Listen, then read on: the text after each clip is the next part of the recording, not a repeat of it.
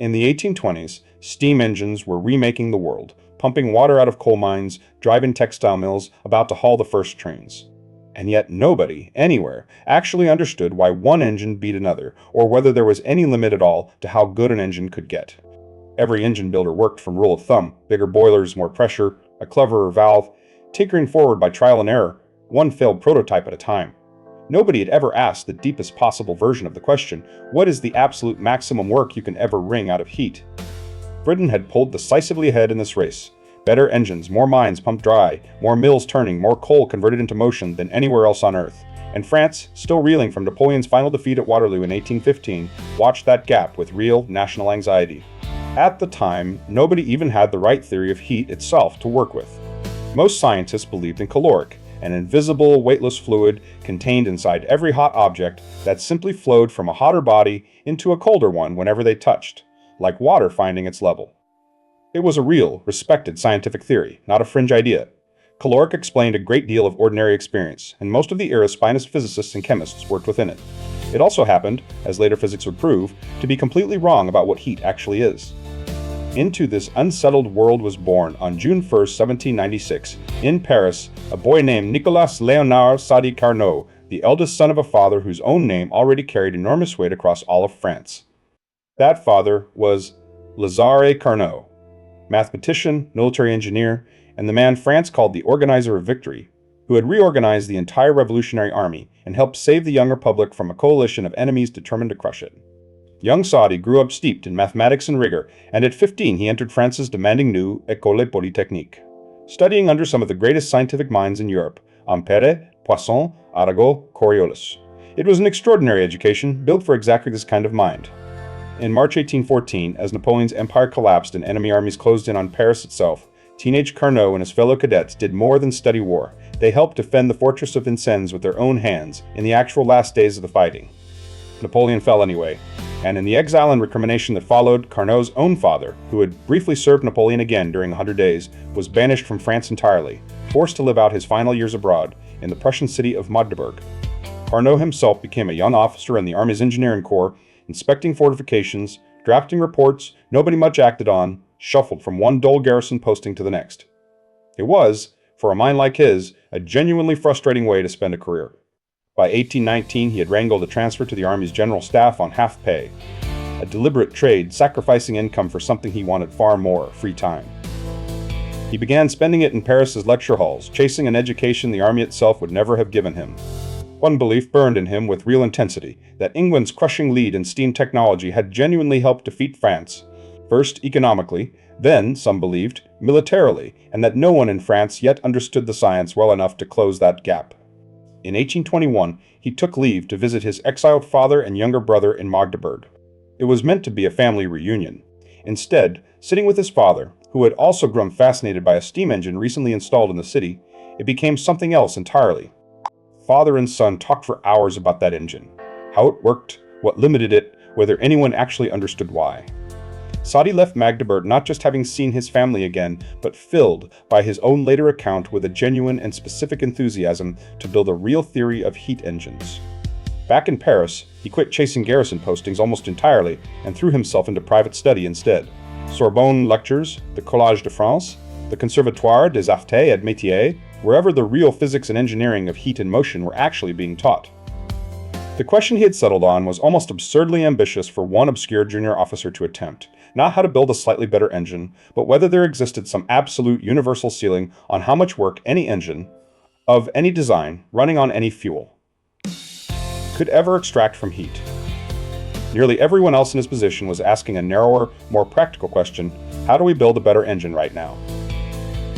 Carnot, alone among them, wanted the answer underneath all the answers: the actual physical limit that no clever design could ever exceed, no matter how far engineering advanced. For 3 years, largely alone, largely unpaid, and entirely outside any university or laboratory, this 20-something Army officer worked the problem from first principles, building, in his head, an idealized engine that existed nowhere in the real world, in order to find the truth that governed every real one. In June of 1824, at just 28 years old, he finally published his answer, a modest, self-funded, 18-page book with a strange and ambitious title: Reflections on the Motive Power of Fire. It would be the only thing he ever published in his life. Carnot's central idea began with an analogy almost anyone could picture. Heat, he proposed, behaves like water falling over a waterfall. A water wheel draws its power not from the water itself, but from its fall, from a height difference between where the water starts and where it ends. In exactly the same way, Carnot argued, an engine draws its power not from heat itself, but from heat's fall, from caloric flowing from a hot reservoir down to a cold one. And just as a taller waterfall drives a more powerful wheel, a bigger temperature drop should drive a more powerful engine. From that single picture, Carnot built something new, an entirely imaginary, idealized engine, frictionless, lossless, running so slowly and carefully that every step could, in principle, run backward exactly as easily as forward. He called this property reversibility, and it would turn out to be the key to everything. His imagined engine ran through 4 careful stages, a gas expanding while touching the hot reservoir, then expanding further completely on its own, then compressing while touching the cold reservoir, then compressing further completely on its own. A full loop, returning exactly to where it started. Here's that exact cycle as a real, computed figure.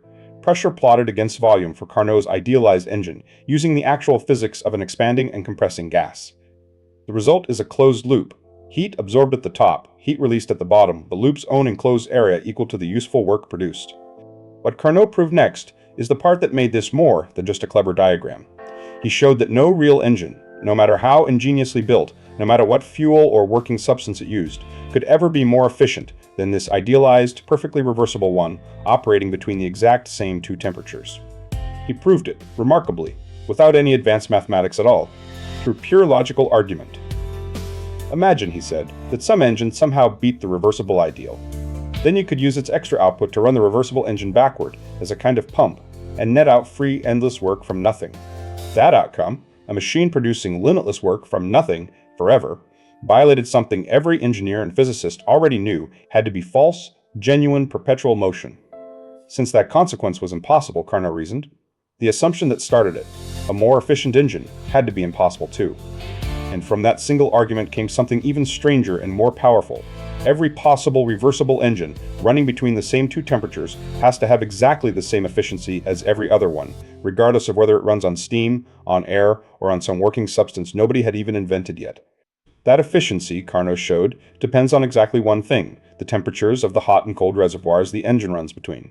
Not the fuel, not the design, not the size of the boiler, or the cleverness of the valves, or which country built it. Only the temperatures, nothing else, ever. Carnot put the claim in his own words plainly. In the book itself, the motive power of heat is independent of the agents used to produce it. Its quantity is fixed solely by the temperatures of the bodies between which the transfer of heat finally occurs. A 28-year-old had just found a genuine law of nature. Here's why that matters so completely. It means there is a hard, absolute ceiling on how good any heat engine can ever be. Not a limit of current engineering, waiting to be cleverly engineered away, but a genuine speed limit built directly into the structure of the universe itself. Push the hot side hotter, and the ceiling rises. Push the cold side colder, and the ceiling rises too. But it never once reaches the top of the chart.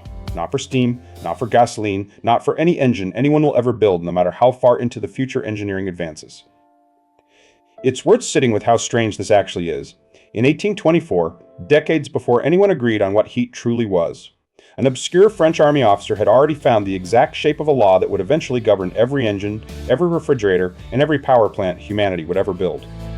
And yet the book he'd built this discovery on top of rested on caloric, the theory that heat was a weightless, indestructible fluid that simply moved from hot bodies to cold ones, its total amount always perfectly conserved, never created, and never destroyed in the process. That assumption was about to matter, because it wasn't true. Heat, in reality, isn't a conserved substance at all. It's a form of energy, and some of it genuinely converts into mechanical work and disappears as heat entirely. Caloric theory had no way to explain where that missing heat had gone. But here's the genuinely remarkable part of this story. Even though that foundation was wrong, Carnot's actual conclusion, the universal ceiling, the dependence purely on temperature, survived completely intact. His logic never actually required caloric to be real. It only required that a perpetual motion machine be impossible. Reception, though, was almost nothing. Carnot self-funded 600 printed copies. One was presented to the Academy. A couple of journals gave it brief, respectful notice. And then, for the better part of a decade, reflections on the motive power of fire simply vanished from circulation, almost entirely unread. It is a genuinely strange fate for a book that had just solved one of the deepest problems in all of physics, virtually no citations, virtually no follow-up, and an author who, as far as anyone could tell, had simply moved on to other things entirely.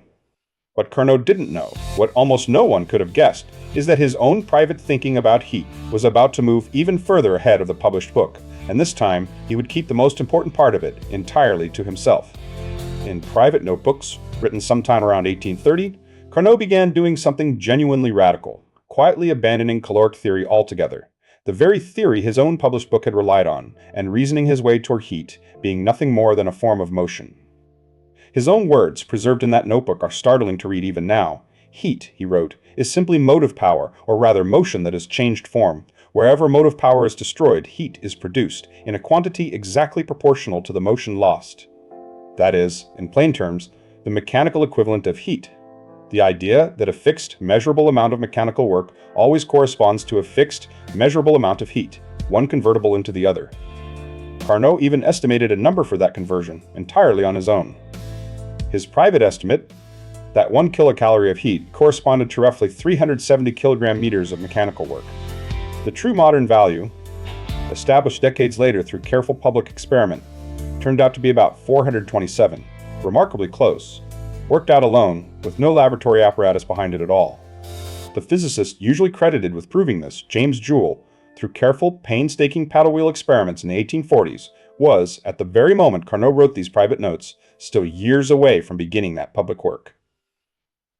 Carnot had already reasoned his way there, alone, unpublished, and unknown to anyone. It is a genuinely remarkable historical near-miss, had Carnot lived just a little longer and published these private notes, the modern concept of energy, heat, and work, as two faces of the very same underlying thing, might have entered physics years earlier than it actually did.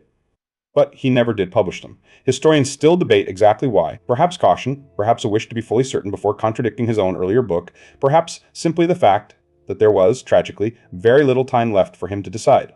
Away from the notebook, Carnot lived a full and genuinely interesting private life, an accomplished violinist who favored Lully and Vivaldi, an avid reader of Pascal and Molière, a swimmer, fencer, and dancer, a man of real, restless energy, channeled into far more than just engines and equations. Friends described him as reserved, even aloof to almost everyone except a small, trusted circle. Among them, a fellow engineer named Emile Clapeyron, a friendship that would turn out, after Carnot's death, to matter more than either man could possibly have known at the time. In the summer of 1832, disaster arrived from an entirely different direction. A massive cholera epidemic swept through Paris, one of the deadliest outbreaks the city had ever seen, ultimately killing close to 20,000 people within a matter of months. Carnot, already weakened after a bout of scarlet fever earlier that summer, contracted cholera in its wake. On August 24, 1832, at just 36 years old, Nicolas Léonard Sadi Carnot died, barely 8 years after publishing the single book that would eventually reshape all of physics. What happened next made an already painful loss even harder to recover from. Following the grim public health custom of the era during a cholera outbreak, most of Carnot's personal belongings, including, tragically, the bulk of his private papers, were burned in an attempt to purge any trace of the disease.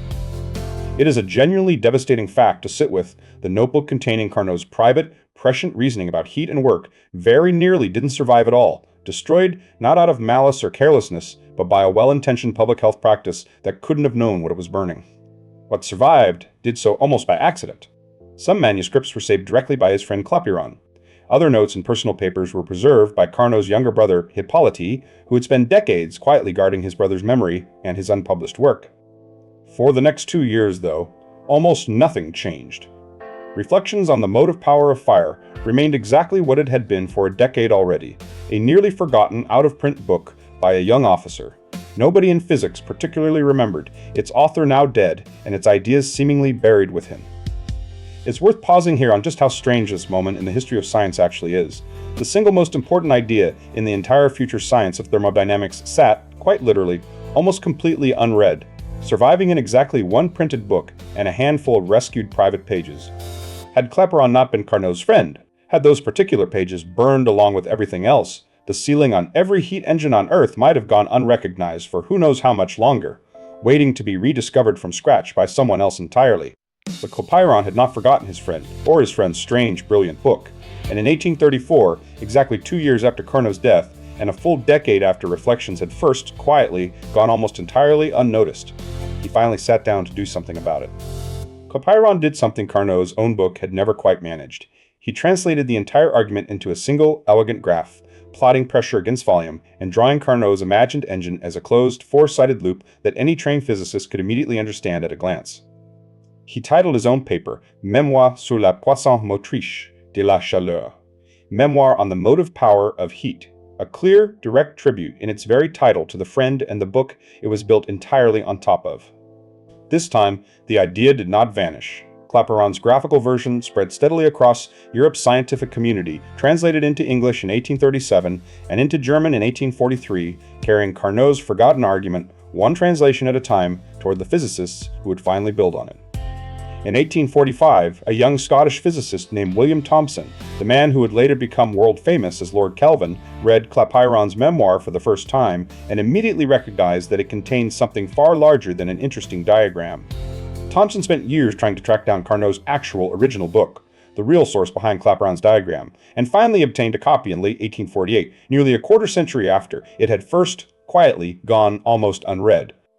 That same year, 1848, Thomson used Carnot's reasoning to do something genuinely profound, define an entirely new temperature scale, one that didn't depend on the quirks of any particular thermometer or substance, but on the universal behavior of Carnot's idealized engine itself. We still use that scale today. The Kelvin scale, measured from an absolute zero where all molecular motion theoretically stops. It exists, in a very real sense, because Carnot's engine gave physicists a way to define temperature that had nothing to do with mercury, alcohol, or any specific material at all. Meanwhile, in Germany, a young physicist named Rudolf Clausius had also found his way to Clapeyron's memoir, and set out to solve a genuine puzzle it left hanging. How could Carnot's conclusion be exactly right when the caloric theory it rested on was, provably, exactly wrong? In 1850, Clausius published the answer in a landmark paper. Caloric wasn't conserved after all. Some heat really does vanish into mechanical work during the cycle. But once you corrected for that one specific flaw, Carnot's actual conclusion about maximum efficiency survived completely, exactly as he'd originally stated it. This is widely regarded as the true founding moment of modern thermodynamics as a formal science, and, remarkably, its foundation is a French army officer's imagined engine, corrected by a German physicist 26 years later, still standing on exactly the logical structure Carnot had originally built. A year later, in 1851, Kelvin published his own related paper on the dynamical theory of heat, independently reaching much the same conclusion, that Carnot's ceiling was real, that it survived the collapse of caloric theory, and that it deserved to be treated as a fundamental law of nature. Between them, Kelvin and Clausius gave the world something Carnot's own book, written before absolute temperature even existed as a concept, had never quite been able to state in exact numbers, a clean formula for the maximum possible efficiency, using the temperatures of the hot and cold reservoirs alone. It's worth being honest about the history here. Carnot never actually wrote that exact equation himself. He lacked the absolute temperature scale it depends on. What he gave the world was the deeper insight underneath it. Kelvin and Clausius supplied the precise algebra that insight had always been reaching toward. Here's that formula as a real computed figure, Carnot efficiency plotted against the hot reservoir temperature, cold reservoir fixed near a typical 300 Kelvin and marked directly on it, 3 real power plants, each sitting below its own ceiling. Nuclear, near 275 degrees Celsius, ceiling around 45%, actual around 33. Coal, near 550 degrees, ceiling near 64%, actual around 40. A modern gas turbine near 1600 degrees, ceiling above 80%, actual past 60. Notice the pattern in those 3 points, as engineers pushed the hot side hotter, decade after decade. Better metallurgy, better cooling, better materials able to survive more extreme heat. Both the ceiling and the achievable reality climbed together, exactly the way Carnot's argument said they had to. That gap between ceiling and reality is not a failure of engineering. It is the honest, permanent cost of building anything real in an imperfect universe. Friction, turbulence, and unavoidable heat loss, all quietly eating into the theoretical maximum that Carnot's argument had already proven no one could ever fully reach. And yet here is the genuinely remarkable part. Despite every advance in metallurgy, computing, and precision engineering across 2 centuries, no one has ever built an engine that beats Carnot's ceiling for its own operating temperatures. Not once, not by accident, not through any clever trick anyone has ever devised. That is what makes Carnot's result so different from an ordinary scientific finding. It isn't a record waiting to be broken. It is closer to a genuine law of the universe, as unbreakable in its own domain, as the speed of light is in physics more broadly. The same logic runs in reverse, too. Carnot's idealized cycle, run backward, describes not an engine but a refrigerator, using work to pump heat from a cold space to a hot one. And it sets an equally hard limit on how efficiently any refrigerator or heat pump can ever move heat uphill. Modern engineers still talk about their designs explicitly this way, describing a new turbine or engine not just by its raw efficiency number, but by what percentage of its own Carnot ceiling it actually achieves. 2 centuries later, that ceiling remains the honest yardstick every real machine gets measured against. In 1865, 15 years after his landmark paper, Clausius took the idea one crucial step further, coining an entirely new word to describe the quantity underneath it all: entropy. A measure of disorder that, in any real closed process, can only ever increase, never decrease. That single idea, entropy, always increasing, would soon turn out to explain something far bigger than any one engine, an entire one-way arrow built into the structure of time itself, running through every physical process in the universe, all traceable back to one imagined engine from 1824. So, 2 centuries on, how close have real engines actually gotten to Carnot's ceiling? Here's that whole history as a real computed figure, the measured efficiency of real heat engines, plotted era by era, climbing steadily upward, but never once catching the rising theoretical limit above it. The very first commercial steam engine, Newcomen's design from 1712, converted only around 1% of its coal's heat into useful work, burning enormous amounts of fuel to pump a comparatively tiny amount of water. It was, by any modern standard, a spectacularly wasteful machine. By the early 1900s, steam turbines and better boiler design had pushed real power stations past 10%, then toward 20%. Still a small fraction of what was theoretically possible, but each incremental gain now representing millions of tons of coal saved across an entire industrializing world. Revisit that same climbing curve once more, now complete. By the 1920s, coal-fired power stations were reaching roughly 30% efficiency. Today's best supercritical coal plants reach past 40%, and the very best combined cycle gas turbines now on Earth have pushed past 63%, still climbing, still short of the ceiling. There's a deeper reason that gap can never fully close, and it goes by another name Clausius gave it: entropy always increases. Heat spontaneously flows from hot to cold, never on its own the other way around, and that one-way arrow is, in a very real sense, part of what gives time itself its direction. Physicists have called the Second Law of Thermodynamics, built directly on Carnot's foundation, one of the most unshakable laws in all of science, a rule so fundamental that if any theory ever conflicts with it, most physicists assume the theory, and not the law, must eventually be found wrong. For his part in all this, Carnot is remembered today, simply and directly, as the father of thermodynamics, a title earned entirely from one slim, self-funded, 1118-page book published when he was 28 and essentially unread again until after his death. Much of the credit for that survival belongs to people who were never physicists themselves: Clapeyron, who kept the argument alive out of simple friendship, and Hippolyte Carnot, who spent decades protecting his brother's surviving papers before finally publishing excerpts of the private notebook in 1878. Revisit that original idealized cycle one more time, because it really is the whole mechanism: heat absorbed at the top from the hot reservoir, some of it converted directly into work, the rest released at the bottom into the cold one. The simplest possible engine, still describing every real one ever built. It's a genuinely rare shape for a scientific story to take. A 28-year-old military engineer, working almost entirely alone, using a theory of heat that turned out to be completely wrong, somehow arriving at a conclusion that has never once been broken in 2 centuries of trying. Today, Carnot's ceiling quietly governs almost every machine that moves you, powers your home, or keeps your food cold. The engine in a car, the turbine in a jet, the reactor in a power plant, the compressor in a refrigerator, every one of them still bounded by a rule written down in 1824. As the world searches for cleaner, more efficient ways to generate power, Carnot's equation remains the honest boundary engineers design against. Not a limit anyone resents, but simply the actual shape of what's physically possible, known with total certainty, since a Frenchman in his 20s worked it out with pen and paper. The deepest lesson in this whole story may be the strangest one. Sometimes an argument's logical structure is so sound that it survives the total collapse of the theory it was built on.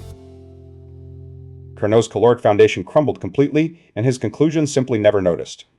Trace the whole story back, and it runs through an unlikely set of places: a fortress under siege in 1814, an exiled father's table in Magdeburg, a slim self-funded book nobody read, a burning pile of papers in a cholera summer, and a friend's memoir written purely out of loyalty. None of this understanding survived by accident. It survived because a friend cared enough to spend years on someone else's forgotten idea, because a brother refused to let his sibling's private notebook simply disappear, and because 2 more physicists were willing to rebuild an entire argument's foundation without disturbing its conclusion. Thanks for being awake and curious with me today. Share this with someone who's ever had a good idea.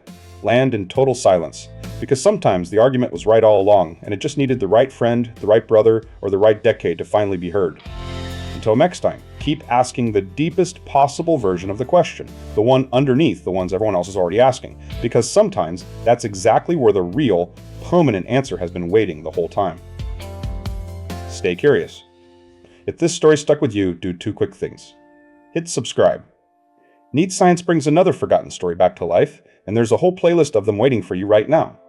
And tell me in the comments which part of this surprised you the most. I read every single one. Your next story is just 1 click away. I'll see you there. End card hole. End card hole. End card hole.